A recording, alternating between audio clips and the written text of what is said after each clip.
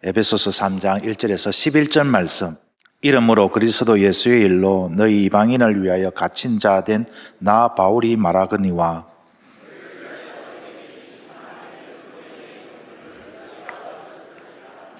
곧 계시로 내게 비밀을 알게 하신 것은 내가 먼저 간단히 기록함과 같으니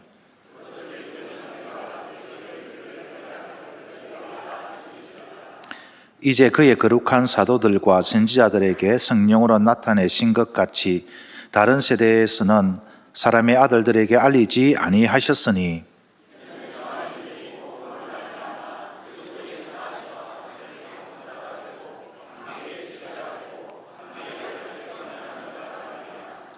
이 복음을 위하여 그의 능력이 역사하는 대로 내게 주신 하나님의 은혜의 선물을 따라 내가 일꾼이 되었노라.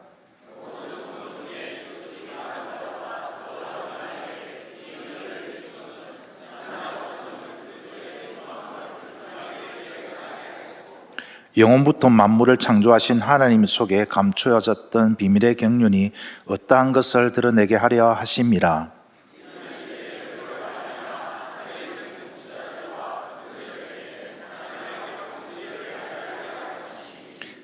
함께합니다. 곧 영원부터 우리 주 그리스도 예수 안에서 예정하신 뜻대로 하신 것이라.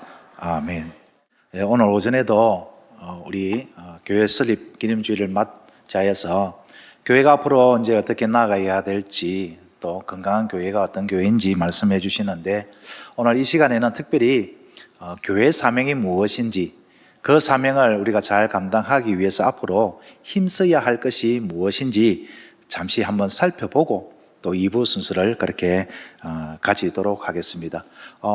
이번 시간에는 설교라기보다는 우리의 말씀을 한 절씩 한 절 읽어가면서 이 말씀 속에서 가장 우리에게 원하시는 것이 무엇인지만 한번 살펴보면 좋을 것 같습니다. 먼저 1절을 보면은 바울 사도가 자신을 소개를 하면서 나는 갇힌 자다라고 그렇게 언급을 하고 있습니다. 지금 바울 사도는 로마에서 가택 연금되어 있는 상태입니다. 그래서 편지로 에베소 교회 성도들한테 안부도 전하고 앞으로 교회가 이런 모습으로 든든하게 세워 나갔으면 좋겠다라는 그런 내용의 편지를 보내고 있습니다. 오늘 우리에게 바로 적용한다면은 어떻게 하면은 예수 그리스도의 건강한 제자가 세워지는 건강한 교회 공동체가 될 수 있는가? 우리에게 주신 이 사명을 어떻게 잘 감당할 수 있는가? 이렇게 바로 적용하면 좋을 것 같습니다. 그래서 바울 사도는 제일 먼저 그리스도의 비밀에 대해서 그렇게 말씀을 전하고 있습니다. 하나님께서 창세 전부터 가지고 계셨던 구원의 계획이 어떠한 것인지 먼저 교회가 그것을 깨달아 알고 있어야만 교회의 사명이 무엇인지, 또 그 사명을 어떻게 잘 감당할 수 있는지 그렇게 나아갈 수 있기 때문에 그리스도의 비밀이 무엇인가, 창세전부터 하나님께서 갖고 계셨던 교회를 향한 뜻이 무엇인지, 그 목적이 무엇인지에 대해서 먼저 바울 사도는 그렇게 말을 합니다. 2절에 보시면 너희를 위하여 내게 주신 하나님의 은혜의 경륜을 너희가 들었을 터이나. 하나님의 은혜의 경륜이라는 것은, 이 경륜이란 말이 좀 어렵게 들릴 수도 있는데 직분을 말합니다. 여기서는 하나님께서 나에게 은혜로 주신 이 직분을 여러분이 분명히 들었을 것입니다. 그렇게 이야기를 하고 있습니다.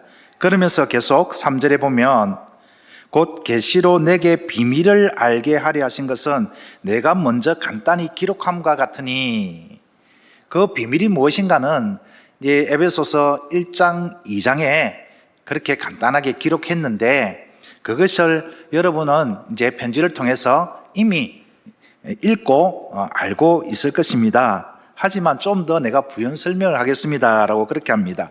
4절에 보면 그것을 읽으면 내가 그리스도의 비밀을 깨달은 것을 너희가 알 수 있으리라. 여러분이 그것을 읽으면 내가 그리스도의 비밀에 대해서 어떻게 이해를 하고 있는지 알게 될 것입니다 라는 뜻입니다. 5절에 보면 이제 그의 거룩한 사도들과 선지자들에게 성령으로 나타내신 것 같이 다른 세대에서는 하나님의 아들들에게 알리지 아니하셨느니라. 그리스도의 비밀이 무엇인가? 다른 세대, 앞에 구약시대의 그런 세대들, 이전의 세대들에서는 그것을 명확하게 나타내지 않았지만 이제는 나도 깨달았고 여러분도 알기를 원합니다 라고 하면서 그 그리스도의 비밀이 뭔가 6절에 이렇게 이야기를 하고 있습니다. 이는 이방인들이 복음으로 말미암아 그리스도 예수 안에서 함께 상속자가 되고 함께 지체가 되고 함께 약속에 참여자가 됨이라. 유대인들이 생각하기는 우리만 하나님의 선택을 받은 백성이라고 그렇게 생각했는데, 그렇게 믿고 있었는데, 그래서 대단한 자부심을 가지고 그런 선민산성을 가지고 살았는데, 그것이 그리스도의 비밀이 아니라, 그리스도의 비밀이라는 것은 하나님이 창세전부터 가지고 계셨던 그 계획은 바로 이방인들도 함께 하나님의 자녀가 되는 것이다 라는 것을 이야기를 합니다. 그러면서 이제 자기가 하나님으로부터 받은 사명에 대해서 그렇게 설명을 하는데요, 그 내용이 7절에서 9절에 있습니다. 7절을 보시면 이 복음을 위하여 그의 능력이 역사하시는 대로 내게 주신 하나님의 은혜의 선물을 따라 내가 일꾼이 되었노라. 내가 사도의 직분을 받은 것은 바로 이 복음, 그리스도의 비밀, 이방인들도 함께 하나님의 자녀가 된다라는 것을 전하기 위해서 그렇게 직분을 받았습니다 라고 합니다. 그래서 8절에 이렇게 고백을 합니다. 모든 성도 중에 지극히 작은 자보다 더 작은 나에게 이 은혜를 주신 것은, 이 은혜라는 것은 바로 직분입니다. 청량할 수 없는 그리스도의 풍성함을 이방인에게 전하게 하시고, 9절 영원부터 만물을 창조하신 하나님 속에 감추어졌던 비밀의 경륜이 어떠한 것을 드러내게 하려 하심이라. 여기서 경륜이라는 것은 하나님의 구원의 역사, 구속사, 어떻게 하나님께서 이 세상을 그렇게 구원하실까, 그 하나님의 구원의 계획을 내가 드러내게 하는 것이 하나님이 나에게 주신 그런 직분이고 사명입니다 라고 이렇게 자신에 대해서 또 자기가 받은 사명에 대해서 말하고는 이제 오늘의 주제, 오늘의 핵심 구절입니다. 10절, 이는 이제 교회로 말미암아 하늘에 있는 통치자들과 권세들에게 하나님의 각종 지혜를 알게 하려 하심이라.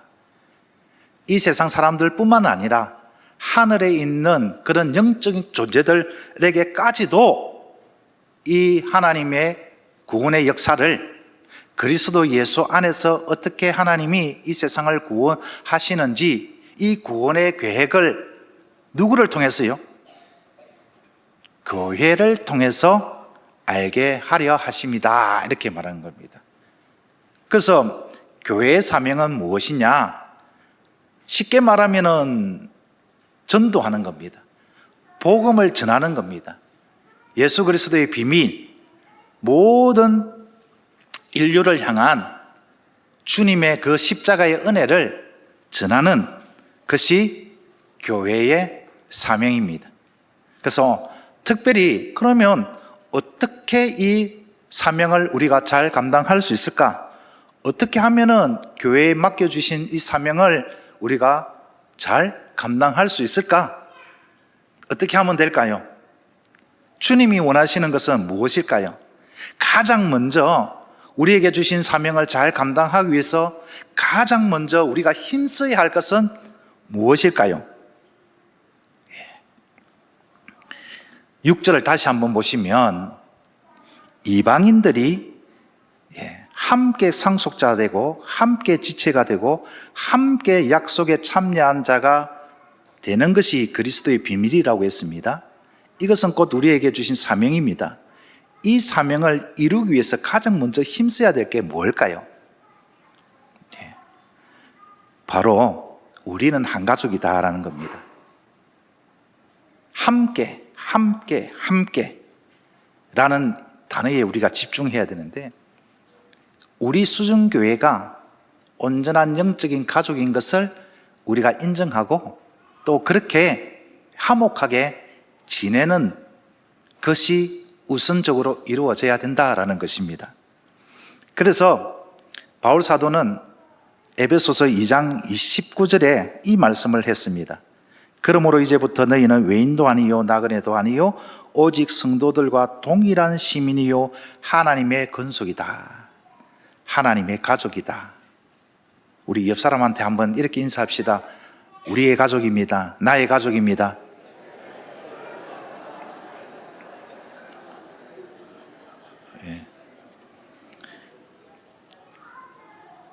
이것을 우리가 마음에 새기는 것이 먼저 출발점이 되어야 됩니다. 당신은 변씨고 나는 김씨고 우리는 가족이 아니야. 이것이 아니라 변씨지만 김씨지만 박씨지만 우리는 다 주 안에서 한 가족이다라는 것을 우리가 늘 마음에 새기고 있어야 된다라는 것입니다. 두 번째는 함께라는 공동체 의식을 가져야 됩니다. 에베소서 2장 20절에서 22절을 읽어드리겠습니다. 너희는 사도들과 선지자들의 틀 위에 세우심을 입은 자라 그리스도 예수께서 친히 모퉁이 돌이 되셨느니라. 그의 안에서 그물마다 서로 연결하여 주 안에서 성전이 되어가고 너희도 성령 안에서 하나님의 거하실 처소가 되기 위하여 그리스도 예수 안에서 함께 지어져 가느니라. 함께가 중요한 겁니다. 그래서 공동체 의식이 있어야 됩니다. 내 혼자 신앙생활 잘하면 되지. 그래서 한 사람 두 사람 빠지다 보면은 온전한 건물이 세워질 수 없습니다. 예수 그리스도를 모퉁이 돌을 삼아, 예수 그리스도를 반석으로 삼아, 주축으로 삼아서 말씀 위에서 우리가 함께 세워져 가야만 우리 수정교회는 예수 그리스도가 건강한 제자가 세워지는 건강한 교회 공동체가 되는 것입니다. 마지막 세 번째는 하나됨을 힘써 지켜야 합니다. 하나됨을 힘써 지켜야 됩니다. 그래서 바울 사도는 에베소서 1장부터 3장까지 교회는 이런 곳입니다. 교회 사명은 이것입니다. 라고 하면서 이제 실천적으로 그러므로 교회가 가장 먼저 힘써야 될 것은 이것입니다. 라고 권면하는 대목이 있어요. 그 대목이 무엇이냐라고 하니까 에베소서 4장 1절에서 3절 말씀입니다. 그러므로 주 안에서 갇힌 내가 너희를 권하노니 너희가 부르심을 받은 일에 합당하게 하여 모든 겸손과 온유로 하고 오래 참음으로 사랑 가운데 서로 용납하고 평안에 매는 줄로 성령이 하나 되게 하신 것을 힘써 지켜라. 하나가 되라고 말하지 않습니다. 이미 우리는 예수 그리스도의 몸을 이루는 한 가족이고 한 몸이고 한 공동체입니다.